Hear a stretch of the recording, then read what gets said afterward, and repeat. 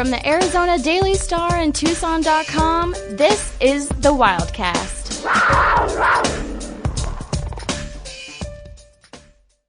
Thank you for listening to another episode of the Wildcast podcast. I'm star reporter and podcaster Justin Spears, and on this podcast, we're going to try something a little different. Rather than myself, Bruce Pascoe, and PJ Brown talking about the latest with the Arizona basketball programs, here's an interview with Arizona basketball legend Bob Elliott, who recently opened the African American Museum of Southern Arizona with his wife, Beverly Elliott. Bob Elliott, who famously recorded 38 points and 25 rebounds against the Arizona State Sun Devils, joined me during an episode of Spears and Ali on ESPN Tucson. You can listen to the show live on 1490 AM or the ESPN Tucson mobile app, and please be sure to subscribe and comment the Spears and Ali podcast today.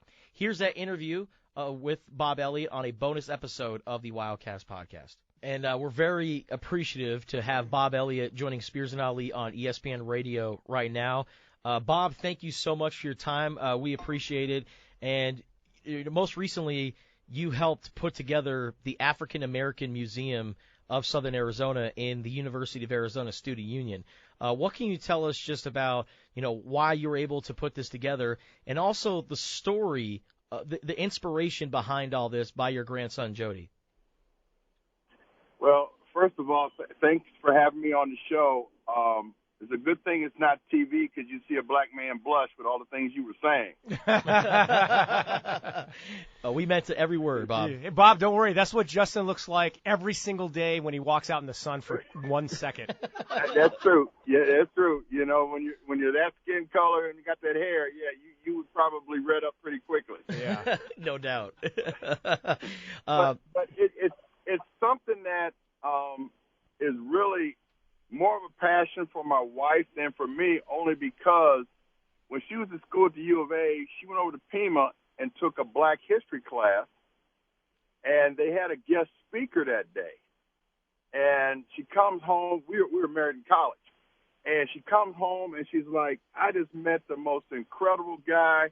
He said he's got a book coming out, and his name is Alex Haley. Okay. Well, the book was Roots. Then came the miniseries, and she's been on a mission ever since about family history and legacies. So with the African American Museum of Southern Arizona, let's be real. One of the problems we've had at the University of Arizona is the retention and recruiting of African American students, faculty, and staff. And I think this will end up being a great resource for the university all across campus, and it's already started. But to answer your question, how this started, so 2 years ago, which in a way is like unbelievable, but 2 years ago, our youngest grandchild, Jody, was in first grade, and he's doing the pandemic deal, right? So he's going online. His teacher assigned everybody in class. It's February. It's Black History Month. Do a report on an African-American hero or shero. And so Jody goes online, and I don't care if he's in first grade. These kids know how to operate going online and going to the internet and everything else. So he finds the regular cast of characters, the Martin Luther King, Sojourner Truth, etc., Harriet Tubman, and he leans over to my wife, and he says, Nanu. See, the grandkids call her Nanu, call me Big Pop. Or now Jody's gotten cool, see, so I'm Big P. But either way, my wife is on the advisory board for a museum up in Ann Arbor in Washtenaw County, and it took them like 23 years to open, which is kind of normal, 15 to 25 years. Yeah. So luckily there was a learning curve, and he says, well, where's the museum in Tucson that I can go see people who look like me that have done something? So Bev contacts her people back in Ann Arbor who are tied to the Wright Museum in Detroit, which is tied to the Smithsonian in D.C. And they came back and said there is not an African-American museum in the state of Arizona. Wow. Not in the state.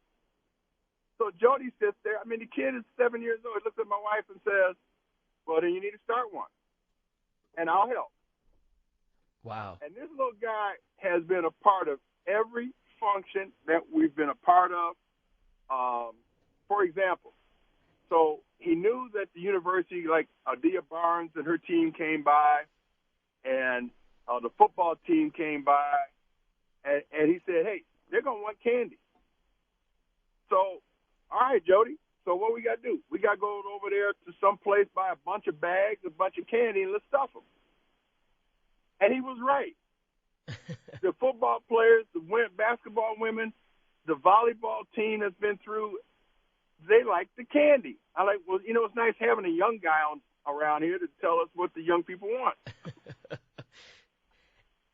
Bob Elliott joining Spears and Ali on ESPN Radio, and as I know, I believe one part of the African American Museum of Southern Arizona, one part is actually dedicated to your head coach at the U of A in Fred the Fox Snowden. For anyone who hasn't seen that part, what can they expect when they see that, and what kind of impact did Coach Snowden make on your life? Well, Justin, if Coach Snowden and Dave Strack don't convince me to come out here, you and I are not having this conversation right now. Yeah.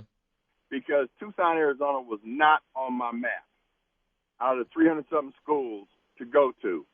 But then Coach Snowden, through Dave Strack, who's the athletic director, who goes to John Schaefer, the president, and the university says, we're going to get a new coach. I got the right guy for you. Now, what some people don't know about Coach Snowden, you know, from the Detroit area, Dave Strack used to be the assistant athletic director in Michigan before that he was the basketball coach. So when it got time to bring in an assistant coach for Johnny Orr, he recommended Fred Snowden. That made Coach Snowden the first African-American to have a major assistant coaching job in the U.S. This is 1968. So when it comes time to find a coach, Coach Strack goes to Dr. Schaefer, and he's like, I got the guy for you. And they came down, this is the 50th year anniversary of the hiring of Coach Snowden. It's also the 50th year anniversary of the opening of McHale. Yep. If you come to the museum, we have a center table, which is like the hot topic for the month. So Coach is both on the center table as well as in the back in his own little display case. And, you know, the first is the first. We tell our grandkids there's only one first. Coach Snowden was the first black coach, Division I, major university, major conference, and it unlocked the door for all the other coaches and other institutions to feel comfortable hiring a black man to lead their program. Justin, I know you were at the Stacey Snowden chat that we had a couple weeks ago. Yep. One of the things that really touched me, two things. One was Tommy Lloyd was in row 2 with some popcorn and soaking in the whole story.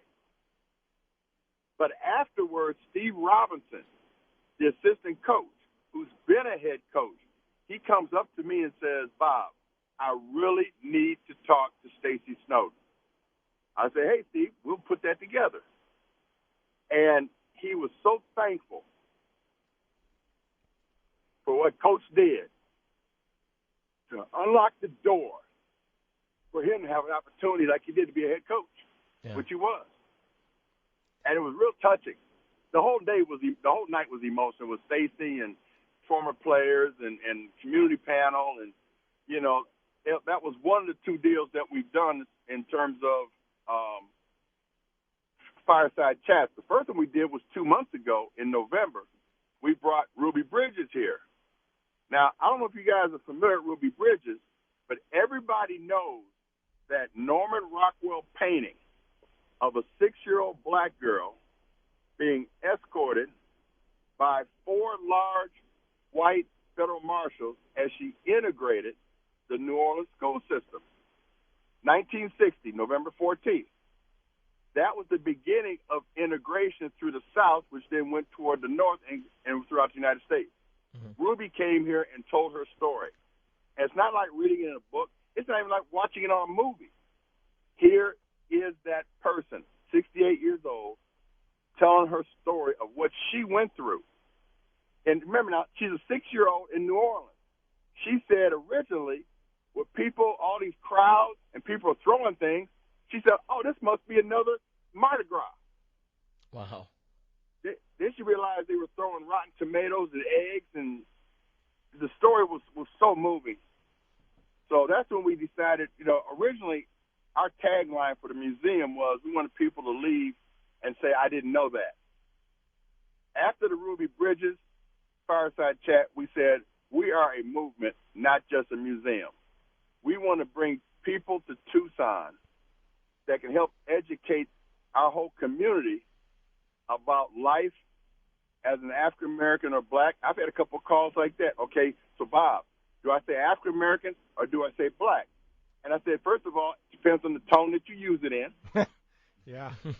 But second of all, depends on who you're talking to. So one of the interns we had is a young student from Chad, from Africa. He said, no, I am not an African American. I am a black. So you kind of have to watch and see who it is you're talking to. Yeah. But the tone is more than anything. Okay, if the Absolutely. tone doesn't sound right, you forget who you're talking to. Absolutely. Well, and Bob, I'm so happy on so many levels as a guy that grew up, born and raised here, for what you're doing with this museum. And I've always said for so many years, why does the university not shout to the mountains, hey, we hired the first major Division I black coach. Hey, we had one of the first African-American football players in major college football in Fred Baptiste in 1949.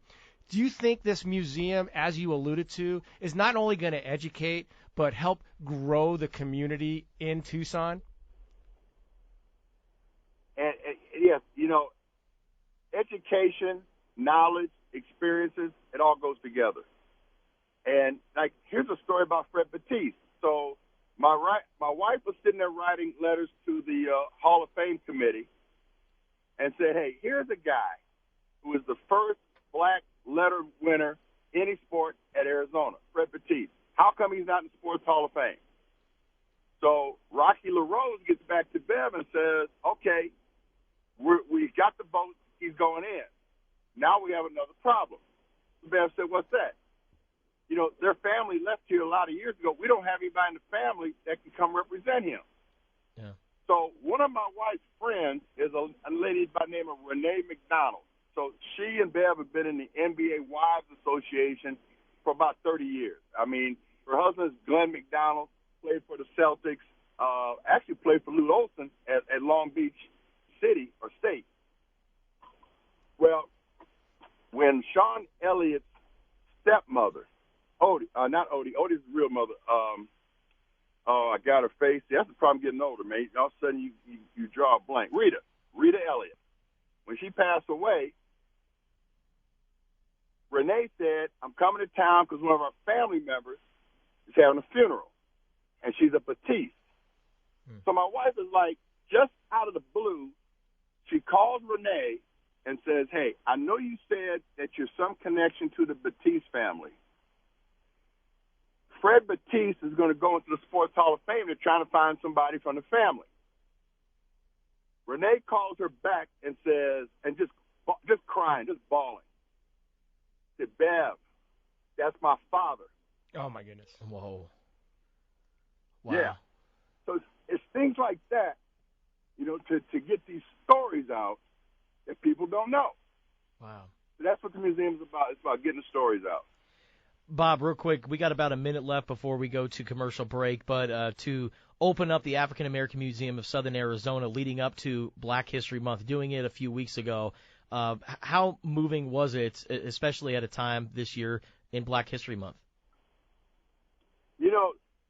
First of all, it's going to be a challenge. We're dealing with a white sheet of paper and trying to do everything and start from scratch. The museum, according to the fire marshal, holds 71. So we have our ribbon cutting on January 14th, and we said if we can get 70 people total between 10 and noon, I think that'd be a win. 362 people came through there. One guy was laughing out front in the line. He said, this is like being at the post office at Christmas time. Take a number and wait. So that kind of tipped us off as to what's going on. So now, since those 3 weeks have gone by, we have 38 school groups or senior groups signed up to take a tour. And some of these, besides Tucson and Southern Arizona, Phoenix, Flagstaff, Yuma, because we're the only African-American museum in the state. Wow. Bob Elliott, Arizona basketball legend, joining Spears and Ali. Bob Elliott helped open up the African American Museum of Southern Arizona. Go check it out in the University of Arizona Student Union. Bob, we appreciate you, and we thank you so much for joining us today. And congratulations on a great year, and I can't wait to see the new museum. Well, thank you. Thanks for having me on. Thank you, Bob. That was great, man. And, I knew Bob growing up just from watching Arizona games because he was the color analyst with Dave Sitton on the Fox Sports broadcast. Legend. Yeah, my guy, my rugby coach. Yeah, so miss him. Bob Elliott, world class, man. Go check out the African American Museum of Southern Arizona. If you're familiar with the U of A Student Union, it's located where Alumni Heritage Hall used to be. Hey, all I know is we made Bob Elliott blush. Today's a good day. It is a good day.